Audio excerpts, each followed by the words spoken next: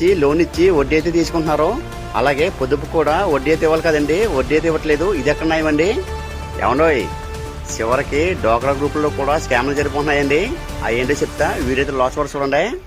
డోక్రా మహిళలకు పాల వడ్డీకే బ్యాంకు నుంచి లోన్ ఇస్తామంటున్నారండి, అదంతా అబద్ధం.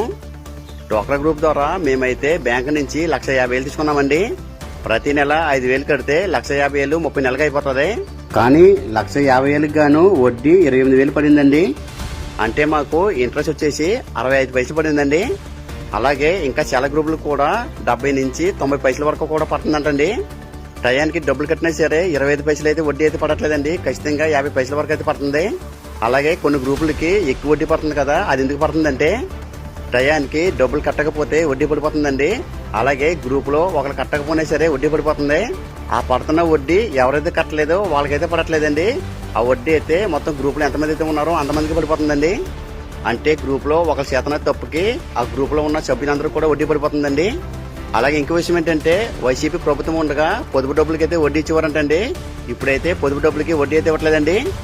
బ్యాంకు నుంచి లోన్ ఇచ్చి వడ్డీ అయితే తీసుకుంటున్నారు. అలాగే పొదుపు కూడా వడ్డీ అయితే ఇవ్వాలి కదండి, వడ్డీ అయితే ఇవ్వట్లేదు. ఇది ఎక్కడ న్యాయమండి? ఆ తర్వాత ఈ గ్రూపుల్లోనే ఇంకొక స్కామ్ ఏంటంటే బ్యాంక్ వాళ్ళే శాలరీ ఇచ్చి యాన్వేటర్ అని ఒక మనిషిని పెడతారండి. ఆవిడ బయట నుండి డబ్బులు కట్టించుకుంటది. ఆవిడ ఏం చేస్తుందంటే రోజుకొచ్చి 3-4 గ్రూపులకి డబ్బులు అయితే రాయించదండి బ్యాంక్ నుంచి లోన్ వచ్చేలాగా. అలా రాయించిన తర్వాత ప్రతి ఒక్కరి దగ్గర నుంచి 1,000 రూపాయలు తీసుకుంటది. అంటే గ్రూప్ లో 11 మంది ఉంటే 11 మంది కూడా 1,000 ఇవ్వాల్సిందే. అంటే 11,000 ఇవ్వాలి ఆమెకి. అంటే చూడండి, ప్రతి గ్రూప్ నుంచి 11,000 తీసుకుంటే ప్రతి నెల ఆమెకి శాలరీ ఎంత వస్తుందో మీరు ఆలోచించండి ఒకసారి.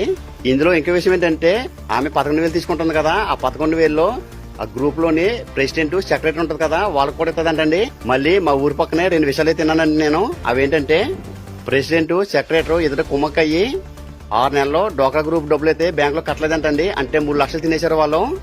గ్రూప్ లో ఉన్న ఒక మనిషికి డౌట్ వచ్చి బ్యాంక్ దగ్గరికి వెళ్ళి అడిగితే 6 నెలల నుంచి మీ గ్రూప్ వాళ్ళు డబ్బులు కట్టలేదని చెప్పారంటండి. ఆ తర్వాత ఆమె ఆ విషయం అందరికి చెప్పి అందరికి కలిసి వెళ్ళి ప్రెసిడెంట్ అడిగితే నేను అవసరం నుండి వాడేసుకున్నాను, తర్వాత కడతానులే అంటుందంటండి. ఇటువంటి సంఘటనలు చాలా గ్రూప్ లో జరుగుతున్నాయండి. అందుకనే ఇంతకు నేను ఏమంటున్నానంటే గ్రూప్ లో ఉన్న వాళ్ళందరూ కూడా నేను కట్టేస్తున్నానులే, వాళ్ళు వెళ్ళి కడుతున్నారులే అనుకోకుండా మీరు కూడా ఎప్పటికప్పుడు చెక్ చేసుకోవడం మంచిదండి. ఎందుకంటే ఈ డోక్రా గ్రూప్ కడుతున్న ప్రతి ఒక్కరు కూడా పేదవారేనండి.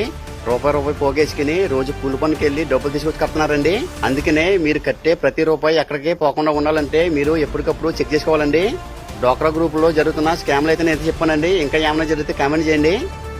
అలాగే డోక్రా గ్రూప్ లో ఎవరైతే డబ్బులు కడుతున్నారో అర్జెంట్ గా ఈ వీడియో అయితే వాళ్ళకైతే షేర్ చేయండి.